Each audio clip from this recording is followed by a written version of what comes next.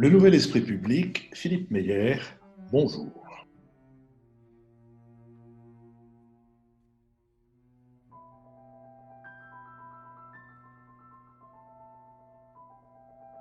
Bonjour, merci de nous avoir rejoints pour cette nouvelle émission thématique qui, comme toutes nos émissions thématiques d'été, est soutenue par la compagnie MMA qui fait connaître notre podcast à ses collaborateurs et aussi à ses clients et qui nous soutient matériellement.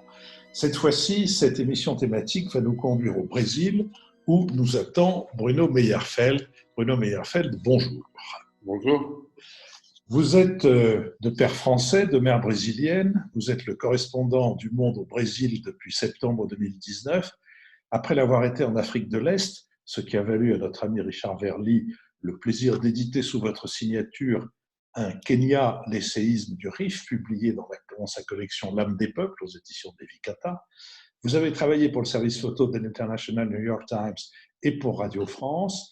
Vous êtes diplômé de Sciences Po Paris avec des incursions en chinois à l'université Fudan de Shanghai et en anglais à la New York University.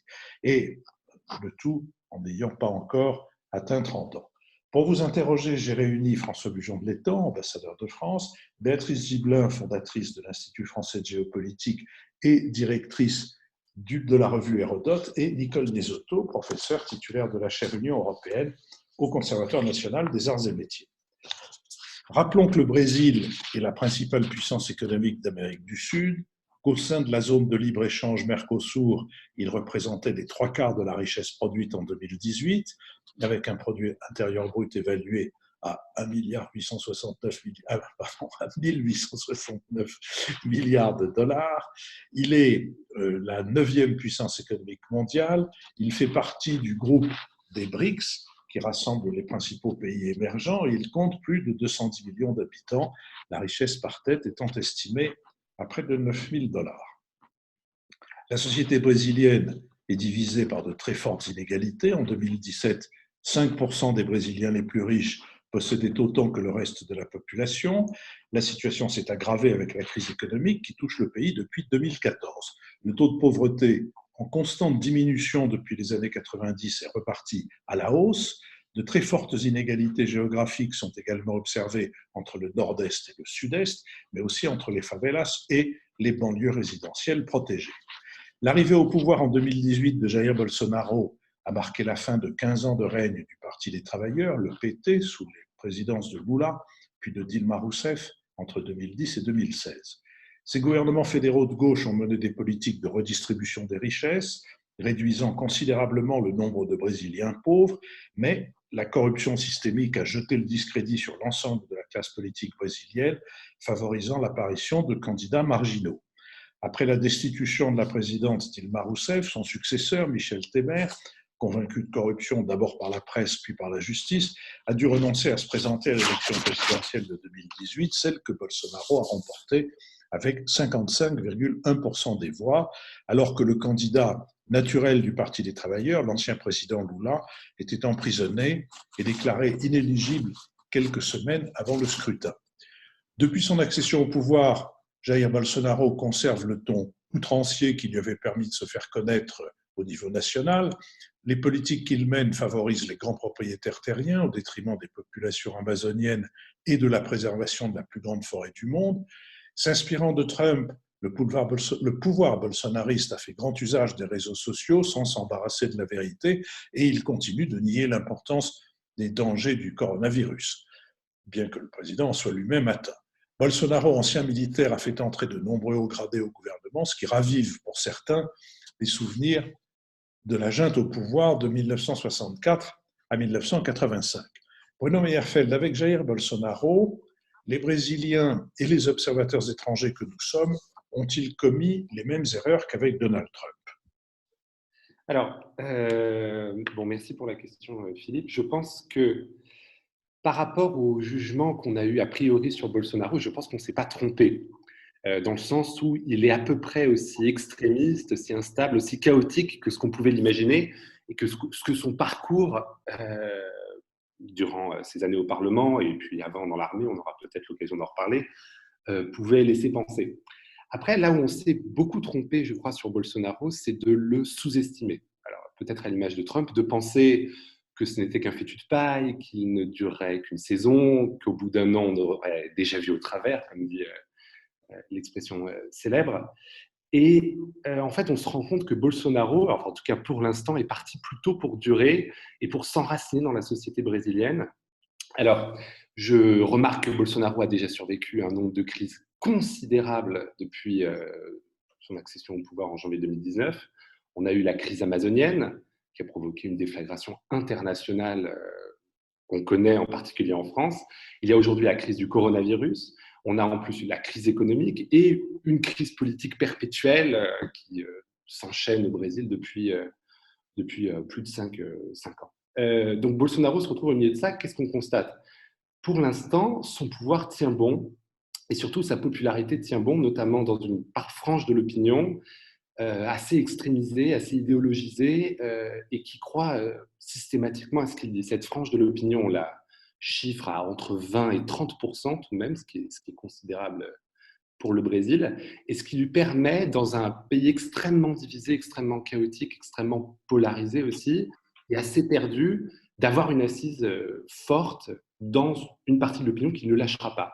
Il y a eu une enquête de l'Institut Datafolh, qui dépend de la Folle de São Paulo, le grand quotidien de São Paulo, forcément, qui a estimé que 21% de la population brésilienne, donc un Brésilien sur 5, croit systématiquement ce que dit le président de la République, Jair Bolsonaro. C'est considérable, ça veut dire que Bolsonaro peut dire un jour que la chloroquine, comme il le fait aujourd'hui, est très efficace, et le lendemain qu'elle ne l'est pas, ils vont le croire, ils vont changer avec lui. Il est devenu une référence ou une vérité alternative pour ces gens. Donc, Bolsonaro a consolidé, à travers tout un tas d'événements, etc., une base politique forte. Ensuite, au sein des institutions, on ne peut pas dire qu'il soit encore si affaibli que ça. Il a perdu une partie de ses partisans au Parlement, mais Bolsonaro, il faut se rappeler que c'est un politique de métier avant d'être un militaire de carrière, qu'il a été pendant 30 ans député, près de 30 ans, 27 exactement, député au Parlement brésilien, et que même s'il était un député marginal, méprisé, volontiers moqué, il sait comment marche le jeu institutionnel brésilien, et aujourd'hui, à la faveur du coronavirus, a réussi à réétablir une partie de ses alliances en draguant, dans tous les sens du terme, les députés qu'on appelle du centrão, c'est-à-dire du centre mou, du ventre mou brésilien, de ces petits partis opportunistes du Parlement qui représentent au moins un quart des députés. Donc, sur le plan institutionnel, Bolsonaro n'est pas si affaibli que ça, sur le plan politique non plus, et sur le plan géopolitique non plus, par le poids que vous avez rappelé du Brésil sur la scène sud-américaine. Le Brésil ne peut pas avoir d'ennemis sur ce continent, et personne, que ce soit le président chilien, même le nouveau président de gauche argentin, et dans une certaine mesure le président vénézuélien, personne ne tient tête à Bolsonaro et personne ne lui résiste. Alors, c'est largement un château de cartes fragile, mais je pense que c'est là où on a mal compris Bolsonaro à cause de son ton volontiers polémique pour le moins, sa vulgarité, ses coups de sang, sa fébrilité, parfois même ses crises d'angoisse, ses crises de pleurs. On pourra reparler de la personnalité de Bolsonaro.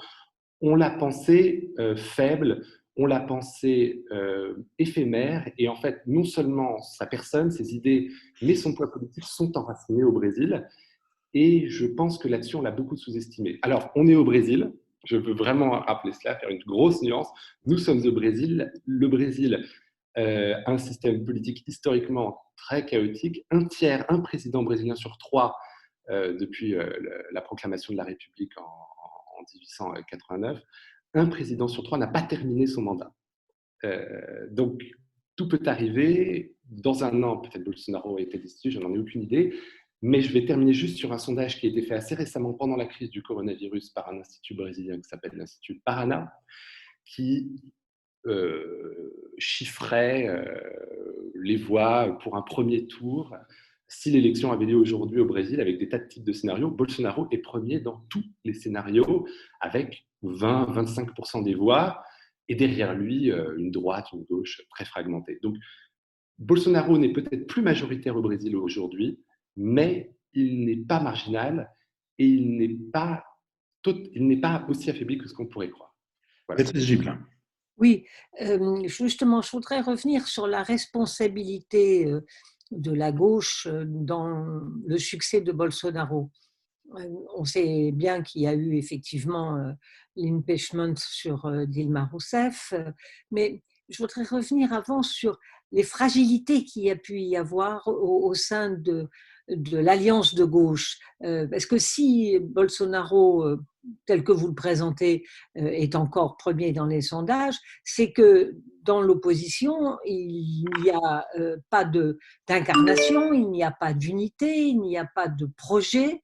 Et moi, je voudrais revenir sur les responsabilités internes à la gauche dans le succès de Bolsonaro. Au-delà de la crise économique, au-delà des difficultés qui sont bien connues, qu'est-ce qui s'est passé? Parce que je pense qu'on doit en tirer un certain nombre, j'allais dire, d'enseignements. On pense toujours que ce genre d'individu n'a aucune chance d'arriver au pouvoir et on le sous-estime. Et puis, on se retrouve avec quelqu'un qui est élu avec 55% des voix. Voilà, je voudrais bien votre avis là-dessus. Alors, Bruno Meyer. Alors, je vais vous répondre en trois parties, bien dialectiquement. Je pense qu'il y a une erreur stratégique de la gauche, une erreur idéologique, ou responsabilité plutôt stratégique, idéologique, et puis une responsabilité personnelle qui est celle de Lula. Je vais commencer par la responsabilité stratégique qui est celle de la dernière élection, c'est-à-dire comment est-ce que la gauche a fait que Bolsonaro est arrivé au pouvoir. Il y a tout un tas d'erreurs plus ou moins graves qui ont été commises, ou d'imprudences qui ont été commises par la gauche aux dernières élections et qui ont permis l'accession de Bolsonaro au pouvoir. Donc là, on parle de stratégie politique.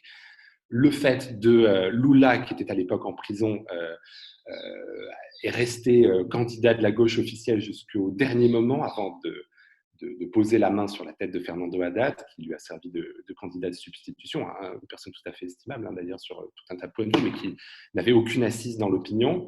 Il y a eu le fait donc d'investir un candidat du Parti des Travailleurs, Fernando Haddad à l'époque, comme candidat, alors que le Parti des Travailleurs était incroyablement discrédité dans l'opinion et incapable de réunir autour de son nom une majorité, donc un candidat faible, un parti qu'il était aussi, et outre le fait qu'ils ont à l'époque mis comme vice-présidente une femme, qui est une femme tout à fait estimable également, Manuela Dávila, mais qui était la candidate, qui était affiliée au parti PCdoB, c'est-à-dire le Parti communiste du Brésil, à un moment où le pays est très électrisé autour de la question du communisme. À raison ou à tort, plutôt à tort évidemment. Mais enfin, il y a eu toutes ces erreurs stratégiques qui ont été accumulées, qui ont fait que le PT a voulu y aller tout seul, a voulu y aller avec le candidat de Lula, quitte à ce qu'il soit assez faible, et y aller avec des partenaires qui n'étaient pas forcément les plus pertinents, au lieu par exemple de chercher une alliance au centre, comme l'a fait Kirchner en Argentine, de mettre en première place un candidat qui soit plus accepté par l'ensemble de l'opinion. Bon voilà, il y a toutes ces erreurs stratégiques qui ont été faites. Ensuite, il y a le problème idéologique de la gauche brésilienne, aujourd'hui, en particulier du Parti des Travailleurs, parce que ça se résume beaucoup au Parti des Travailleurs, qui est l'absence d'autocritique, bon là je parle en termes très mao-marxistes, mais l'absence d'autocritique ou de travail de mémoire, de conscience, de remise en cause de la période au pouvoir. Le PT, le Parti des Travailleurs et Lula ont l'impression d'avoir été trahis, d'avoir été jetés du pouvoir injustement, ce qui est vrai, faux, discutable, extrêmement polémique, peu importe, c'est l'état d'esprit du Parti des Travailleurs. Ils ont l'impression qu'ils ont voulu sortir le peuple de la pauvreté et qu'on leur a fait payer, que les classes supérieures brésiliennes leur ont fait payer. Et donc, une fois qu'on est des victimes, on ne va pas donner des armes. Et Lula le dit très clairement. J'ai été l'interviewé en prison, il vous le dit, comme je vous le dis, il vous dit on ne va pas faire une remise en cause, ce serait donner des armes à nos adversaires. Le PT a été jeté du pouvoir parce qu'il voulait bien faire, donc il n'y a rien à remettre en cause. Et si on veut sortir aujourd'hui le Brésil de la crise, il suffirait de revenir aux recettes de la décennie 2000, décennie où le prix des exportations, enfin, des matières premières était extrêmement haut, la situation était extrêmement favorable pour le Brésil. Et donc, il y a ce problème de réinventer idéologiquement un futur. À cause de ce traumatisme de 2015-2016, le PT n'arrive pas à faire son autocritique et les petits partis qui gravitent autour du Parti des Travailleurs, Parti communiste du Brésil, Parti socialisme et liberté, PDT, PSB, il y a tout un tas de partis politiques, eux essayent de dessiner des alternatives, mais restent extrêmement marginaux dans l'opinion parce qu'ils n'ont pas de leader charismatique. Bon, troisième responsabilité de la gauche, la responsabilité de Lula. Parce que le Brésil aujourd'hui, c'est largement Bolsonaro, Lula et 2-3 autres noms politiques. Il faut rappeler le poids considérable de Lula dans l'histoire du Brésil. Il a 74 ans. Il est rentré en politique à la fin des années 70. Il a donc entre 40 et 50 ans de vie politique derrière lui. Pour un pays qui a à peine 200 ans en fait, d'indépendance, c'est considérable. Il occupe un quart de l'histoire politique moderne du pays. Et il a été candidat à toutes les élections depuis 89, soit directement, soit via un proxy ou un candidat de substitution, qui était Dilma Rousseff puis Fernando Haddad, c'est-à-dire en tout 8 fois. C'est-à-dire, j'imagine, autant que Mitterrand et Chirac réunis. C'est quand même considérable. Il a un poids extraordinaire à gauche parce qu'il conserve, même s'il est rejeté par toute une partie de l'opinion brésilienne, peut-être pas majoritaire, mais une grosse partie, il conserve un poids considérable dans l'imaginaire, dans l'opinion de la gauche brésilienne. Et on ne peut pas faire quoi que ce soit sans Lula à gauche. Il le sait, il en joue, lui-même est dans une démarche très revancharde, je dirais, il veut revenir au pouvoir et il ne laisse pas émerger autour de lui d'autres personnalités. Ou plutôt, il les laisse émerger, mais seulement si elles gravitent autour de lui et si elles font partie du Parti des travailleurs ou qu'elles tendent à s'en rapprocher.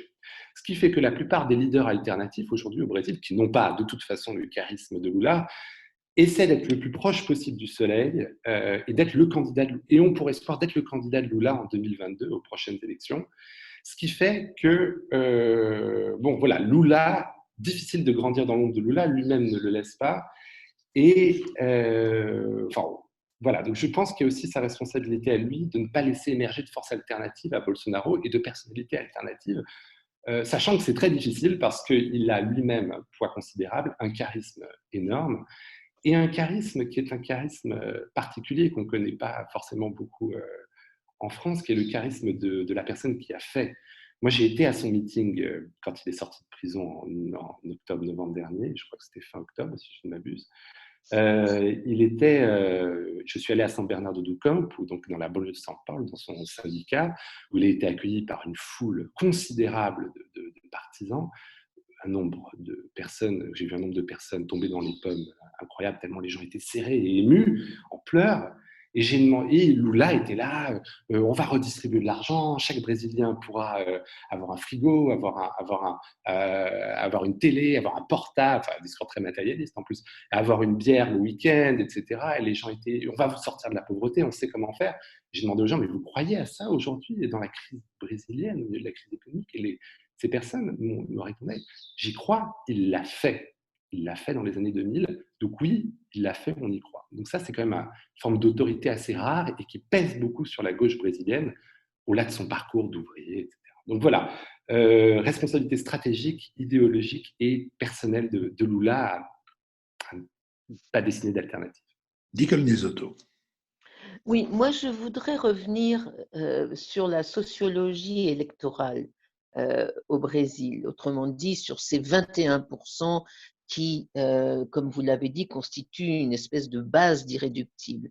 Parce que il y a bien sûr le Brésil et Bolsonaro dans son horrible spécificité, mais il y a aussi le triptyque Bolsonaro, Trump, Boris Johnson, qui nous permettent de nous interroger quand même sur ce populisme post-démocratique qui intervient un peu partout en Occident.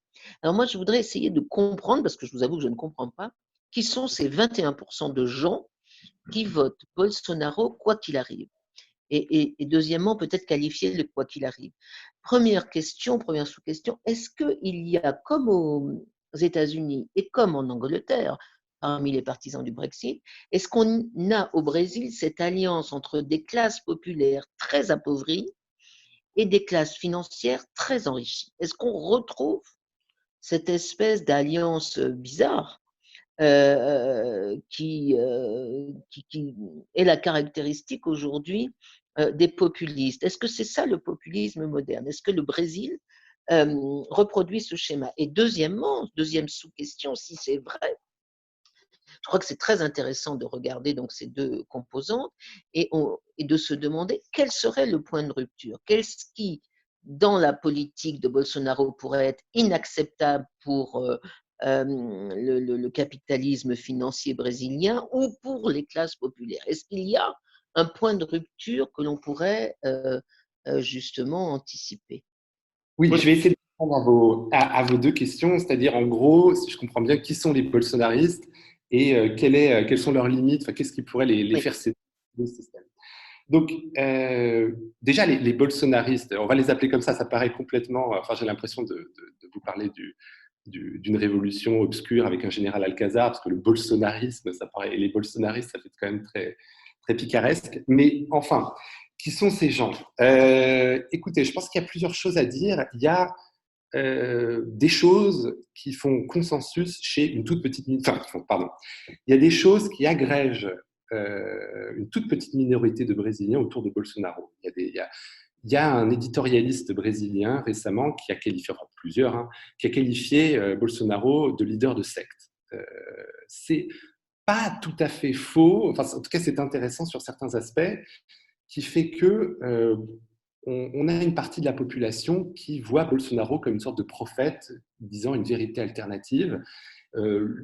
Ce fragment de la population est difficile à estimer, c'est peut-être une dizaine de pourcents, c'est une partie de la population qui est volontiers complotiste, qui croit un peu à tout et n'importe quoi, et qui a notamment comme référence un homme, je ne sais pas si vous avez entendu parler de lui, mais qui s'appelle Olavo de Carvalho, qui est une sorte de gourou qui habite aux États-Unis, un pseudo-philosophe, ancien astrologue, qui ne croit pas à l'efficacité du vaccin, qui pense que que Pepsi utilise des fœtus avortés pour adoucir ses boissons, enfin des choses assez absurdes, tout un tas de théories, qui pensent notamment, enfin qui estiment qu'il est possible que la Terre soit plate, alors qu'il prend l'avion, etc.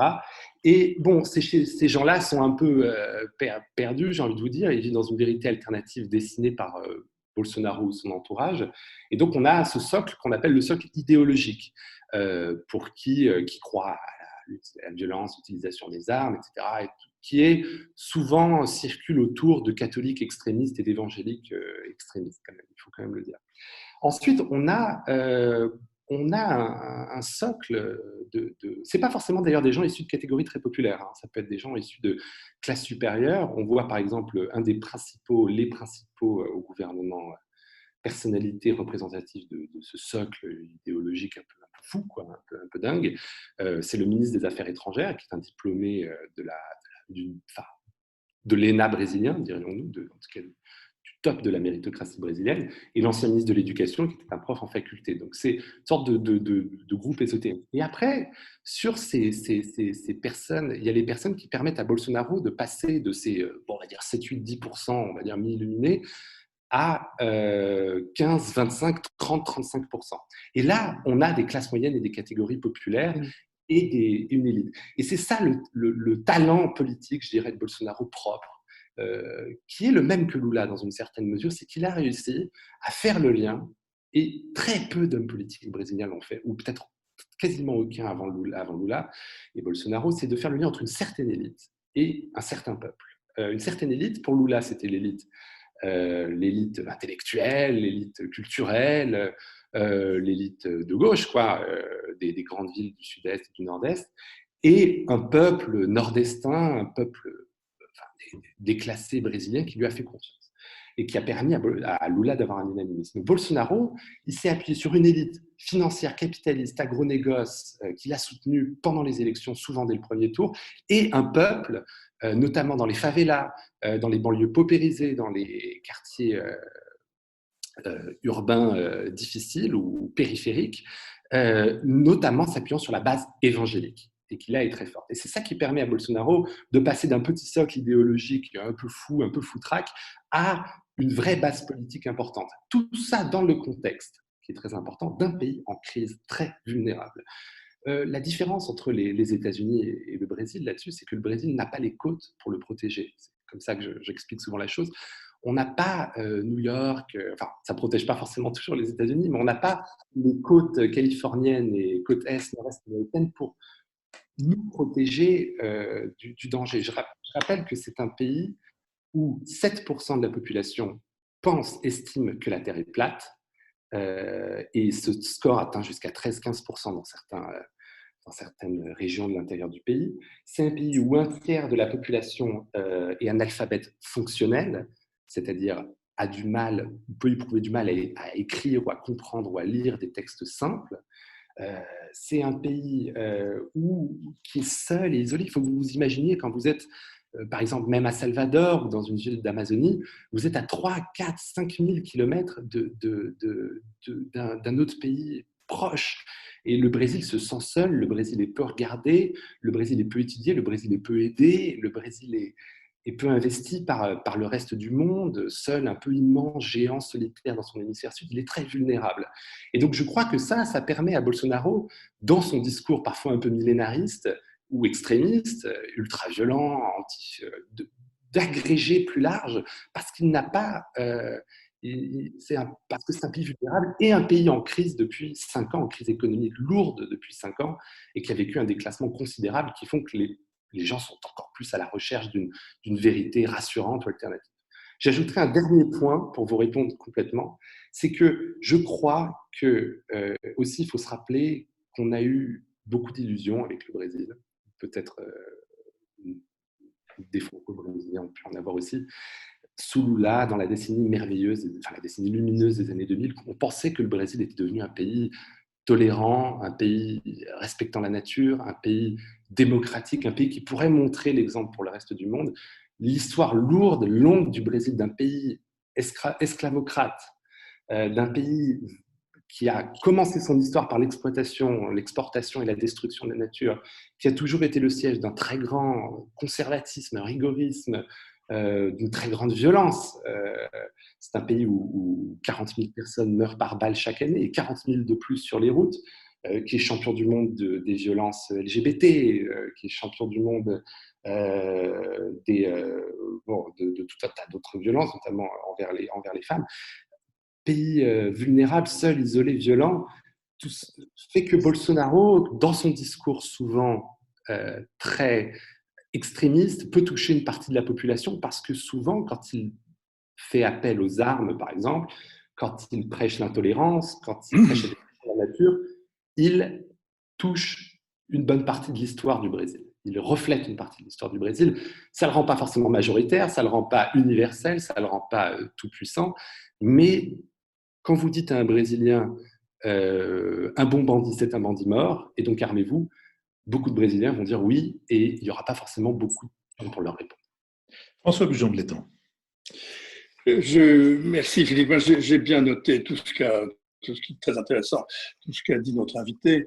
Je pense que le phénomène Bolsonaro est un phénomène en lui-même, c'est un phénomène politique qui s'apparente par certains égards au phénomène Trump aux États-Unis, encore que l'analogie trouve très vite ses limites, mais disons que c'est une manière de Trump tropicale dont l'élection est probablement le produit de la grande déception de la classe moyenne brésilienne devant la contre-performance de la classe politique brésilienne dans son ensemble et devant le fait qu'elle n'a jamais touché les fruits de l'expansion des années Lula. Mais au-delà du phénomène Bolsonaro, moi j'ai des questions de fond sur le Brésil lui-même.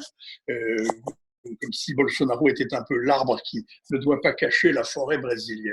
Et j'ai essentiellement pour notre ami deux questions. La première est simple, d'ailleurs vous venez d'y faire allusion dans vos dernières remarques. Pourquoi est-ce que le Brésil nous déçoit toujours ?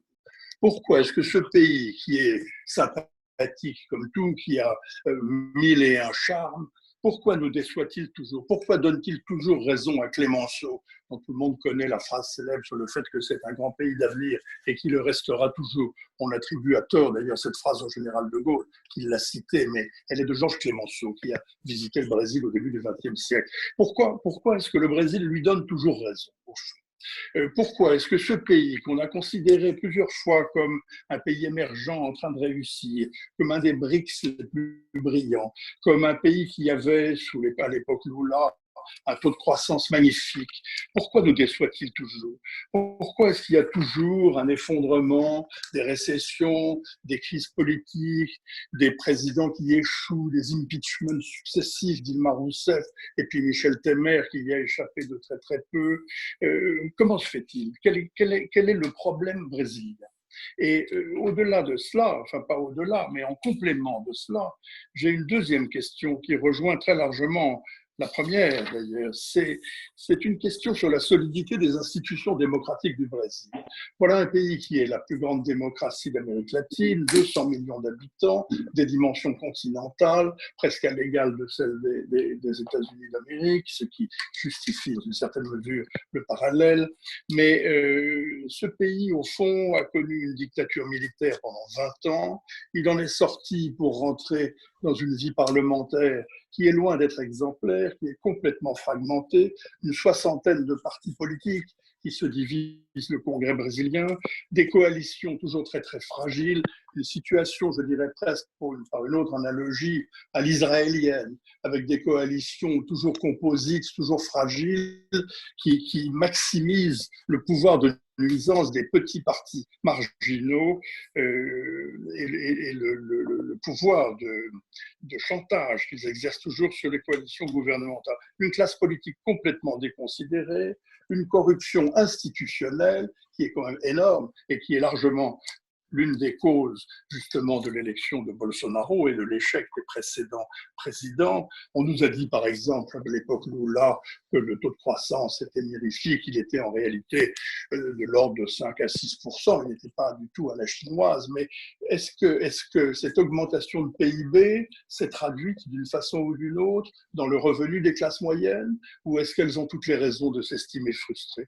Bref, dans ce pays fédéral par surcroît, où il y a 27 États, où il y a des gouverneurs qui souvent ont un poids politique supérieur à celui du président ou de l'administration présidentielle, est-ce qu'il n'y a pas une menace permanente de voir le système institutionnel s'éloigner de la démocratie et retourner soit au chaos, soit à la dictature militaire, puisqu'avec Bolsonaro et le carteron généraux en retraite qu'il a mis en réalité dans son gouvernement, car ce sont des généraux dans l'ensemble en retraite, est-ce qu'il n'y a pas un risque de dérive autoritaire ou d'autocoup d'État? Quelle est la solidité de la démocratie brésilienne?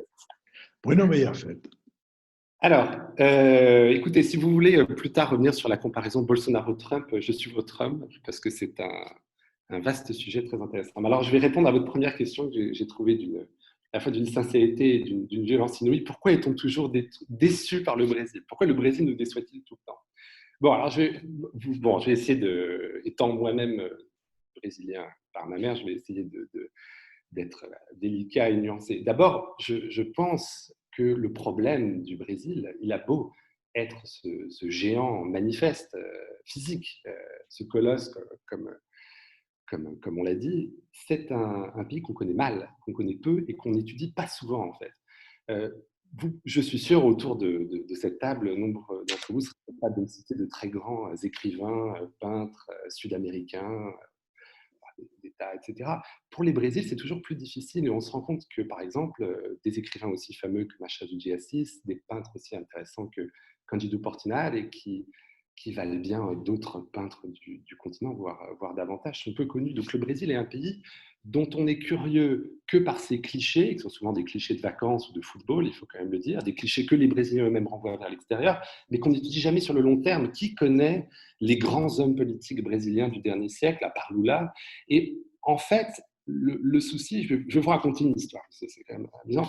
J'ai une amie brésilienne qui est allée, je crois, à un rendez-vous médical à Paris, c'était au moment de l'élection de Bolsonaro. Le médecin qui la recevait était très affligé par ce qui se passait, il savait qu'elle était brésilienne, il lui a dit « Vous, les Brésiliens, quand même, vous exagérez. Vous exagérez. » Ce qui veut dire, en fait, que dans un certain sens, il se faisait une image du Brésil. Il avait l'impression que le Brésil sortait des normes. Sauf qu'en fait, quand on regarde l'histoire longue du Brésil, le Brésil n'a aucune raison de nous décevoir. C'est un pays comme un autre, qui fait des choses extraordinaires à certaines périodes, des choses plus contestables à d'autres, qui, je le rappelle, a élu un ouvrier président, ça n'est pas arrivé dans beaucoup de pays du monde, qui a élu une femme présidente, ce n'est pas non plus arrivé dans beaucoup de pays, et qui, dès 1910, a eu un noir président. Je tiens à le rappeler, assez longtemps avant Barack Obama, et qui a apporté tout un tas de choses. Mais c'est vrai que comme on l'étudie peu, on le redécouvre seulement dans les moments de gloire, de lumière, qui pouvaient être l'époque de Brasilia, ou de Stefan Zweig à cette époque-là, l'époque de Lula. On les redécouvre dans ces époques-là et on l'oublie entre les deux. Beaucoup de gens ignorent, par exemple, que le Brésil a connu la première et la plus longue des dictatures d'Amérique latine. On connaît très bien l'exemple de Pinochet, Videla. Bon, voilà. Donc, je pense que c'est une des raisons qui peut faire qu'on est souvent déçu par le Brésil.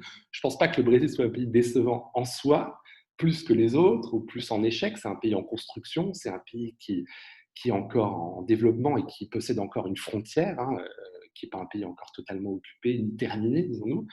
Donc, voilà, c'est quelque chose. Mais je ne vous enlèverai pas le fait que c'est un pays extrêmement chaotique politiquement, ce qui me permet de rejoindre la question des institutions, qui est la solidité des institutions brésiliennes.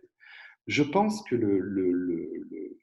dans cette histoire d'institutions brésiliennes, il faut distinguer deux choses. Il y a le système institutionnel brésilien, qui est historiquement complètement chaotique. Je rappelle que le Brésil, non seulement a connu une succession fini de coup d'État, mais aussi d'auto-coup d'État, c'est-à-dire le pouvoir qui fait lui-même un coup d'État contre son système pour permettre de se débarrasser, par exemple, du Parlement, ou alors ce qu'on appelle des coups d'État préventifs. C'est déjà arrivé de faire un coup d'État pour anticiper un coup d'État qui pourrait arriver plus tard. Donc, politiquement, comme je vous l'ai dit, un tiers des présidents de Brésil n'ont pas terminé leur mandat, on a 25 partis au Parlement, on a une atomisation de l'offre politique, on a un régime très instable. Mais il faut savoir que cette instabilité, elle fait partie de la règle dans une certaine mesure. Et c'est là où il y a un problème de jugement par rapport au Brésil. Le regard qui est porté sur le Brésil, parce que c'est un grand pays, parce qu'il est considéré comme un pays occidental largement, c'est de le voir un peu comme le dernier de la classe occidentale. Et le Brésil aimerait bien faire partie des premiers de la classe occidentale, c'est un peu le rêve brésilien depuis toujours. Sauf que le Brésil a largement une structure de pays en développement. Moi qui ai habité en Afrique, je peux vous dire qu'avoir habité au Kenya pendant un certain nombre d'années m'a permis, d'avoir vu le chaos politique là-bas, de comprendre les ressorts, tout ce qui peut être informel dans la politique brésilienne et comment en fait le Brésil fonctionne aussi par le chaos et fonctionne par l'informalité. 40% des travailleurs brésiliens sont dans le secteur informel. Enfin, voilà, une économie qui elle-même est complètement chaotique. Donc, je rappelle ce point juste pour dire que parfois, il faut regarder les tendances sur le long terme, ne pas redécouvrir le Brésil à chaque crise ou à chaque moment, chaque acmé, et essayer de voir les tendances de fond. Et dans tout ce chaos auquel on peut assister aujourd'hui, je pense qu'il y a des logiques fortes en cours et des institutions fortes qui restent. Alors, pour parler est-ce que les institutions brésiliennes actuelles, c'est-à-dire la Constitution de 1988, est-ce qu'elle est solide? Est-ce que moi, je pense que je ne sais pas, mais que je vais quand même essayer de vous répondre en vous disant que l'immense majorité de la population brésilienne n'approuverait pas un retour à une dictature. Ce ne serait pas quelque chose de populaire. Et d'ailleurs, une dictature de qui et de quoi? Parce que le seul pouvoir aujourd'hui qui serait capable de mettre en place une dictature, ce serait les militaires. En fait, c'est ça l'idée. C'est est-ce qu'on va retourner une dictature militaire au Brésil? Pour ça, il faut que les militaires le souhaitent. Or, est-ce que les militaires le souhaitent? C'est tout sauf certain. Je pense, là c'est mon avis, mais c'est un avis circonstancié et politique, que les militaires sont bien contents d'avoir Bolsonaro au pouvoir parce que ça leur permet de placer leurs pions un peu partout sans être en première ligne, sans assumer en tant que présidence le pouvoir. Le vice-président, qui est un militaire, un général Hamilton Mourão, n'est pas très populaire dans l'armée, il ne fait pas figure d'alternative. Et voilà, les militaires essaient de s'imposer, goûtent au pouvoir, essaient de contrôler, de faire avancer leurs pions. Mais je ne suis pas sûr qu'ils souhaitent être en première ligne et je ne suis pas sûr non plus qu'ils aient envie d'assumer une dictature vis-à-vis du reste du monde. Au contraire, enfin, pour l'instant en tout cas. Même s'il peut y avoir des tendances, des événements qui provoquent, etc. Par contre, au sujet de la Constitution de 88, moi je pense que cette Constitution, on est arrivé au bout. Et que ce présidentialisme de coalition avec des partis extrêmement instables, un président aussi facile à destituer, cette constitution que j'ai là à côté de moi sur mon bureau, extrêmement longue, touffue, dense, illisible, qui permet tous les arrangements en fait, qui est le fruit du compromis post-dictature. Pour moi, cette constitution, ce texte est arrivé au bout de ses moyens.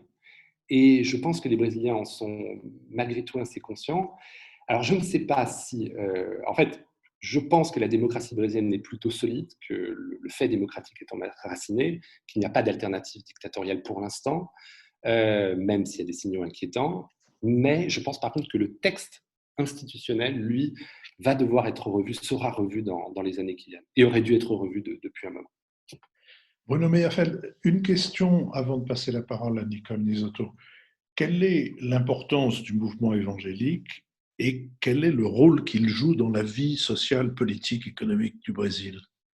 Alors ça, c'est la question, c'est une des questions clés du Brésil contemporain. On avait un Brésil qui, dans les années, je crois, après 60-70, était à, je ne pense pas beaucoup me tromper, à 95% brésilien.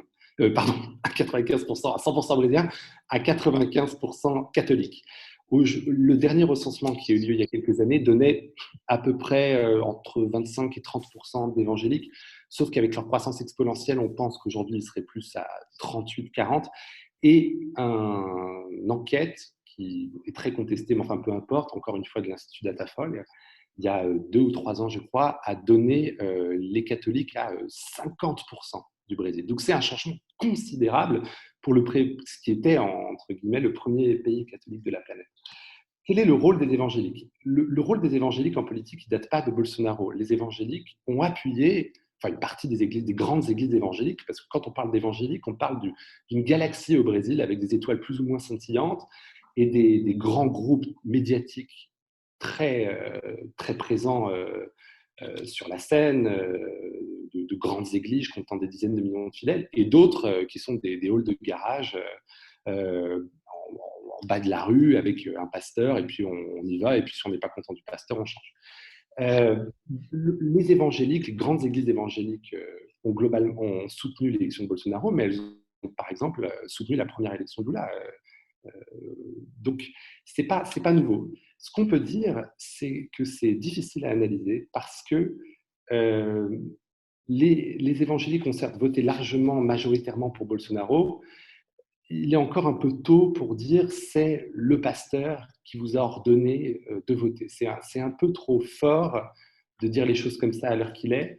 Ce qu'on voit par contre, c'est qu'au-delà du vote, même, du droit de la capacité de vote, ce qu'on peut dire, c'est que les évangéliques, quand même, diffusent un discours conservateur au Brésil, notamment sur le plan des mœurs, sur le plan de la famille, et que ça fait plutôt le lit de la droite et de l'extrême droite aujourd'hui dans l'opinion publique et dans le vote, et ça enracine un discours religieux, souvent dans toutes ces choses, dans un pays qui est pourtant officiellement laïque.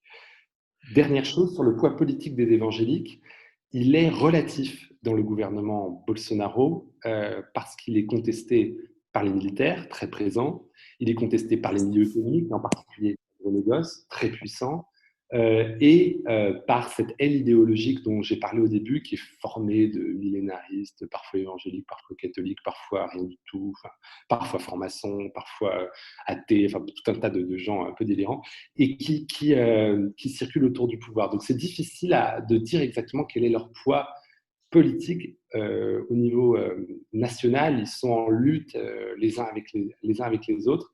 Bolsonaro lui-même est né catholique, mais s'est converti à la religion évangélique dans les eaux du Jourdain, mais sans renier complètement sa naissance catholique. Moi, j'ai entendu un ambassadeur qui l'a rencontré et qui m'a raconté que Bolsonaro lui avait affirmé fièrement être catholique. Donc, je n'ai jamais trop compris où se situait Bolsonaro, si ce n'est qu'il participe à des grandes messes en public avec des leaders évangéliques, qui fait référence à Dieu à peu près sans arrêt. Voilà. Les autos. Oui, juste un commentaire d'abord sur l'appellation démocratique pour le Brésil. Moi, j'ai beaucoup de mal, je dois vous dire, à considérer encore le Brésil comme un pays démocratique. Il a beau faire des élections, il a beau avoir une constitution qui se dit démocratique. Quand 200 millions de citoyens élisent un président d'extrême droite qui se revendique comme tel, qui met les militaires au gouvernement, qui se veut misogyne, homophobe, absolument contraire à tout ce que les droits de l'homme et la démocratie supposent. Et moi, j'ai beaucoup de mal, ce qui prouve que les élections ne suffisent pas à faire une démocratie. Mais je viens à ma question. C'est une question un peu de prospective du Brésil dans le continent sud-américain. On a eu la décennie 2000 où l'ensemble de l'Amérique latine a connu une période de révolution extraordinairement démocratique, justement, avec un taux de croissance économique important, des redistributions sociales. Autrement dit, une phase d'ébullition très positive de ce continent, et le Brésil en était le leader. Sous Lula et même sous Dilma Rousseff, le Brésil est devenu l'un des grands émergents du monde. Il était considéré, il faisait traitait d'égal à égal avec la Chine. Dans le sein des BRICS, il était le plus grand avec l'Inde et la Chine. Il a été le moteur de l'économie nouvelle, ce qu'on appelait le géant vert, et d'un capitalisme social tout à fait nouveau et intéressant. Et donc, il était le grand pays de l'Amérique latine. Et puis, 15 ans plus tard, en 2015 et aujourd'hui en 2020, c'est exactement l'inverse. La catastrophe s'est généralisée en Amérique latine et le Brésil en est également aussi le leader. Il cumule une crise sanitaire absolument phénoménale. On ne l'a pas dit, mais c'est quand même le pays le plus touché au monde après les États-Unis. Et sur le plan politique, le Brésil est donc un gouvernement dirigé par un gouvernement d'extrême droite, totalement aligné d'ailleurs sur les États-Unis. Et on retrouve là d'ailleurs quelque chose des années 80, dictature non pas militaire, mais dictature civile, et alignement total sur les États-Unis, qui a été la formule de l'Amérique latine dans les années 70-80. Et donc ma question est, what next? De quoi le Brésil sera-t-il leader demain? De quelle forme de politique? Alors, vous avez évacué la question de la dictature des militaires. Moi, je n'en suis pas si sûre. Tout dépendra du chaos social que la crise économique plus la crise économique du coronavirus va soulever au Brésil. Mais on a quand même envie de se demander comment sera cette décennie 2020. Est-ce qu'on aura un tour de vis accentué dans le régime bolsonarien, dans la dictature civile? Est-ce qu'on peut penser au contraire qu'à force de chaos et de violence non régulée, on est l'inverse, c'est-à-dire des révolutions populistes d'extrême gauche, dont on voit poindre parfois les éléments dans d'autres pays du continent? Autrement dit, est-ce que le Brésil sera toujours le leader en Amérique latine, mais de quoi? Bruno Meyerfeld, si vous avez une boule de cristal ou du bar de café. Je lis dans le mar de cachaça, moi. Mais c'est. Non, pour être sérieux, bon, le Brésil a un avantage, c'est on a souvent dit que le Brésil était trop gros pour tomber dans le trou. Bon, aujourd'hui, on a l'impression que le trou est devenu plus gros que le Brésil. Mais le Brésil, en Amérique latine, la question du leadership ne se pose pas. En Amérique du Sud, le Brésil, c'est la moitié de la population, la moitié du territoire. Aucun pays ne peut se mettre à dos le Brésil. Ça n'existe pas. Donc, sur le plan sud-américain, est-ce qu'il sera leader de quelque chose? Aujourd'hui, il est plutôt leader de la folie concentrée quand même, et du coronavirus. Mais est-ce qu'il sera un leader positif ou négatif? Sa place sur le continent sud-américain est quand même incontestable, incontestée et par tous.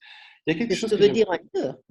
Oui, bien sûr. Non, mais j'ai compris. C'est qu'est-ce que pourrait représenter le Brésil dans le futur après une telle pantalonnade, même au niveau mondial. Enfin, c'est clair. Il y a quelque chose d'assez fort sur le Brésil. Peut-être on serait dans les racines de ce pays, la manière dont il s'est construit, c'est sa capacité anthropophage, ou sa capacité d'absorption des crises. On parle d'un pays, je vous l'ai dit tout à l'heure, où l'an dernier, il y a eu 41 000 homicides. On est monté jusqu'à 60 000 il y a 2 ans. 40 000 morts en voiture. Enfin, c'est un pays où on tue, le nombre de personnes tuées par la police chaque année est 6 à 5 fois supérieur à celui des États-Unis. Bref, c'est un pays de grande violence sociale, de grande violence physique, de grande violence politique.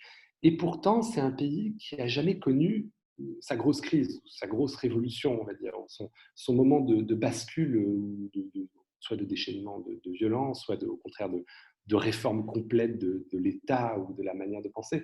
Et je pense que le Brésil a cette capacité, qui était soulignée dans les années 20 par un texte célèbre, le Manifestant anthropophage, qui est cette capacité d'absorber les crises et de les faire tiennes. Et je vois ça très bien en ce moment pendant le coronavirus. C'est très impressionnant.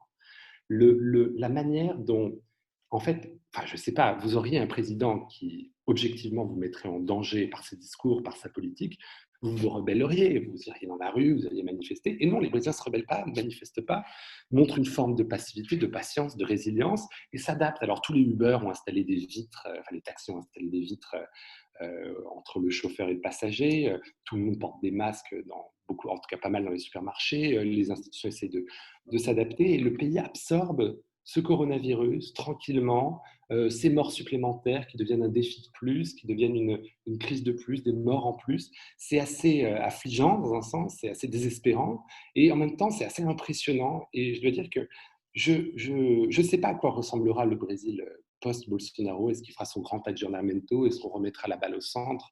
Est-ce qu'au contraire, ça lui servira de grands moments pour faire enfin sa grande autocritique et se remettre en cause radicalement et faire les réformes de fond que la gauche n'a pas faites quand elle était au pouvoir? Enfin, beaucoup des réformes qu'elle n'a pas faites quand elle était au pouvoir, je ne sais pas. Mais ce que je pense, c'est que ça ne sera pas forcément sur le court terme qu'il faudra juger, parce que ce pays a des capacités d'absorption très, très, très grandes des crises et de la violence, malheureusement ou heureusement, mais c'est quand même une de ses caractéristiques. Donc je ne vois pas le Brésil s'évaporer ou éclater dans les années à venir en guerre civile. L'idée d'un pouvoir autoritaire, c'est autre chose. Moi, j'ai vraiment mis le doigt sur la situation politique conjoncturelle actuelle d'un retour d'une dictature des militaires d'aujourd'hui au pouvoir dans l'état actuel. Ça peut changer en quelques années. Si jamais le Brésil se mettait à feu et à sang, évidemment, les militaires interviendraient, j'ai absolument aucun doute. Mais dans l'histoire du Brésil, on a connu des situations de crise plus graves. Je pense dans l'histoire du Brésil, c'est un pays qui a connu des famines, c'est un pays qui a connu des épidémies monstrueuses dans le passé, des massacres de masse à plusieurs reprises. C'est un pays qui est resté uni. C'est quand même sa caractéristique par rapport aux autres pays sud-américains, c'est qu'ils sont arrivés à maintenir un territoire aussi vaste et une forme d'union. Je pense que c'est quelque chose que les Brésiliens valorisent beaucoup, c'est le fait de rester ce bloc uni, chaotique en apparence, mais qui se maintient ferme dans une certaine mesure. Donc voilà, je pense, si je devais dire quelque chose, si je devais juger l'histoire du Brésil futur par rapport à la passée, je dirais qu'il pourrait absorber cette crise. Après, Dieu sait comment il va arriver à se renouveler. Bien risible. Oui, moi je voudrais revenir sur un thème qui est important, qui est celui de l'environnement. Parce qu'il y a eu quand même tout un mouvement très puissant au Brésil de lutte environnementale, on va dire dans les années 80, 90. C'est aussi dans ces luttes environnementales que s'est constitué au fond un peu un programme lié avec des luttes sociales pour la gauche. On voit bien qu'aujourd'hui Bolsonaro fait fi évidemment de toutes les inquiétudes environnementales, puisqu'on constate toujours une déforestation et qu'elle se serait accélérée, ou l'appui qu'il apporte à tous ces grands propriétaires dans l'industrie agroalimentaire. Mais néanmoins, pour être allé plusieurs fois au Brésil et pour aimer le Brésil et les Brésiliens, je pense qu'il y a aussi une sensibilité néanmoins à ces enjeux environnementaux, à ces barrages hydroélectriques et à cette fierté d'être dans cet immense pays. Ce que vous venez de dire, qui est extrêmement important, c'est l'Empire portugais n'a pas éclaté et a donné le Brésil, à la différence de l'Empire espagnol qui, lui, a éclaté en un grand nombre d'États. Et quelle est la sensibilité aujourd'hui à cette question environnementale dans l'ensemble de la population brésilienne? Est-ce que c'est qu'une affaire d'un petit nombre de gens de milieux urbains et très éduqués, ou au contraire de populations amérindiennes dont c'est le milieu de vie? Ou est-ce que c'est plus large que ça? Bruno Meyerfeld. Alors, très rapidement, je pense qu'il existe au Brésil une sensibilité environnementale forte dans une partie de la population et qui est valorisée par des grands leaders de la cause environnementale. Et je pense par exemple à Chico Mendes, décédé, ou à Marina Silva, et à tout un tas d'autres. Le problème, c'est qu'il y a nature et nature. Il y a la nature immédiate qui est autour de vous. Vous aimez vivre dans un cadre agréable. Oui, le carioca aime que l'eau de Copacabana et d'Ipanema soit propre. Il aime pouvoir se balader dans les montagnes autour. Et puis, il y a la nature utile, si j'entends la nature utile, semble-t-il, pour le changement climatique, qui est celle d'Amazonie. Moi, je suis à Rio, je vais en Amazonie après-demain, dans l'Acre, pour être tout à fait honnête avec vous. Je vais à 3000 km. Je vais faire à peu près 8 heures d'avion avec 2 escales. Donc, c'est une nature qui paraît très loin. Et quand on vous dit que 50 terrains de football ont été coupés à 3000 km dans un État dont vous connaissez peut-être même pas la capitale, ni le gentilé, ça prend une autre dimension. C'est comme si je vous demandais à vous, Français, Parisiens, ou à nous, puisque j'en fais partie, de se soucier du sort de la forêt sibérienne, de la prendre pour soi. Alors certes, ça fait partie du même territoire au Brésil. Je pense que la sensibilité environnementale, elle est forte, mais que quand on a une population aussi affaiblie, aussi vulnérable, aussi appauvrie aujourd'hui et aussi perdue, oui, on se bat d'abord pour son gagne-pain quotidien, pour arriver à finir la journée, à nourrir ses enfants, à se nourrir soi-même, notamment dans la crise économique, dans la crise du coronavirus. Et le sort de la forêt tropicale amazonienne qui nous protège contre le changement climatique ou le ralentit, ce qui est le sujet de base, c'est pour le Brésilien de base, j'ai horreur de cette expression, au jour le jour. C'est vrai que c'est beaucoup plus compliqué, mais il y a un nombre considérable d'associations, d'ONG, de leaders ici qui se battent pour ça. Et la prise de conscience dans ces milieux-là est très très forte. Il y a une lutte très active au jour le jour dont on devrait s'inspirer en France, et le Brésil n'est pas du tout à bout de ressources là-dessus. François Bujon de l'Étang pour la dernière question. Alors, c'est une question, Philippe, qui est de nature presque diplomatique, mais on ne peut pas se renier finalement soi-même, sur le rôle du Brésil dans le monde. Parce que voilà un pays qui, pendant longtemps, a eu une voix singulière et très écoutée dans le monde. La personnalité de Celso Amorim y était évidemment pour quelque chose, mais d'une façon générale, le Brésil joue un rôle international important. Il a un corps diplomatique de grande qualité. Itamaraty, c'est-à-dire le ministère des Affaires étrangères, est quand même un des centres de pouvoir importants pour le Brésil.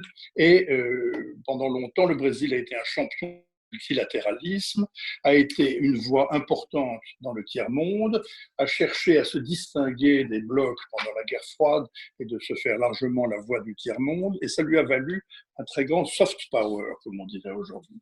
Et voilà que M. Bolsonaro a introduit une révolution dans la politique étrangère brésilienne, puisqu'il a décidé d'abandonner tout ce qui était les dogmes de la diplomatie brésilienne pour choisir un axe très simple qui consiste à s'aligner complètement sur la politique étrangère des États-Unis et à devenir, pour le citer lui-même, le premier partenaire des États-Unis en Amérique latine. Il s'est rendu à Washington avec fracas, comme vous avez vu. Il a adopté une politique étrangère très alignée sur celle des États-Unis. Il a décidé, par exemple, en Israël, de transférer l'ambassade du Brésil de Tel Aviv à Jérusalem. Il prend ses distances avec le multilatéralisme, avec la famille des Nations Unies. Dans le domaine du climat, il s'est installé dans le déni du réchauffement climatique, comme le fait M. Trump. Et finalement, il y a un certain nombre de sujets sur lesquels il éprouve davantage de difficultés à s'aligner sur les États-Unis, notamment la Chine, parce qu'il y a tout le complexe économique brésilien qui est là pour lui rappeler que la Chine est le premier destinataire des exportations du Brésil avant les États-Unis et qu'on ne peut pas se brouiller avec elle. Mais en tout cas, ce changement est radical et il y a donc deux questions qui se posent. Premièrement, est-ce que ceci ne risque pas de diminuer la portée de la voix des États-Unis, du Brésil dans le monde et à diminuer son soft power. Et deuxièmement, si l'épisode Bolsonaro venait à se terminer, est-ce qu'on peut penser que les pesanteurs joueraient et que le Brésil reviendrait traditionnellement, de façon presque pavlovienne, sur ce qu'était sa politique étrangère traditionnelle ou pas? Bruno Meillard. Alors, très vite. Oui, évidemment, enfin, vous êtes diplomate, vous savez ça mieux que moi. Et quand gagner de l'influence, c'est très long, perdre de l'influence, c'est très rapide. Et oui.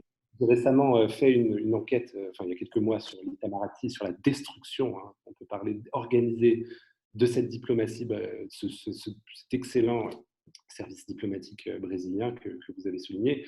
Et oui, les conséquences seront terribles, seront longues, notamment pour un pays qui avait tout axé sur le soft power, en fait, et qui avait fait de ça son axe et qui tout d'un coup se voit laminé sur ce plan-là. Donc l'opération de séduction, à mon avis, il va falloir un très bon successeur à Jair Bolsonaro et plusieurs très bons successeurs, très charismatiques, pour pouvoir regagner ce soft power brésilien. Et je pense que les conséquences sont lourdes. Et je pense même aux conséquences techniques, c'est-à-dire que le Bolsonaro fait fermer des ambassades, réduit le nombre de diplomates, mutile, on peut parler leur formation, renvoie de très grands diplomates dans des placards ou à la retraite, enfin tout un tas de choses. Ensuite, quelle sera la place du Brésil dans le monde post-bolsonariste ou bolsonariste? Ça dépend beaucoup de l'élection américaine quand même. J'aimerais souligner ce point. Une bonne partie de la crédibilité de Jair Bolsonaro sur le plan interne et international est de dire les États-Unis le font, Trump le dit, donc ça veut dire que c'est vrai. Légitimité, ça paraît un peu absurde. Légitimité, je peux m'appuyer dessus. Le président des États-Unis dit que la chloroquine, ça marche. Je vais faire la pub de la chloroquine et je vais y aller vraiment. Donc je pense que si les démocrates gagnaient l'élection présidentielle américaine, ça aurait des conséquences très fortes sur le pouvoir de Jair Bolsonaro. Il serait obligé probablement de revoir une bonne partie de sa gouvernance et de réaxer sa diplomatie, de mettre vraiment de l'eau dans son vin sur la protection de l'environnement et sur les relations avec la Chine. Donc je pense que ça sera très fort. La conséquence qui va rester, je pense, sur le long terme, et je vais juste en terminer là, c'est que le Brésil, sous Lula et sous Dilma Rousseff, s'était vu comme le champion des pays en développement, le champion le champion qui pouvait représenter les intérêts d'une bonne partie des pays africains, sud-américains, et même d'une partie des pays asiatiques en développement face aux grands, le premier des petits, on va dire, ou le géant des petits. Et avait désaxé cette diplomatie qui était avant essentiellement centrée sur le following, suivre l'Europe et les États-Unis et vouloir s'intégrer dans la classe occidentale.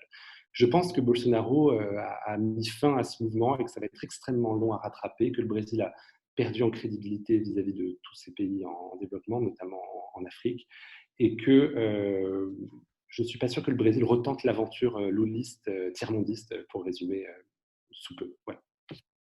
Je vous remercie. Je voudrais aussi remercier évidemment la compagnie MMA qui nous soutient moralement et matériellement.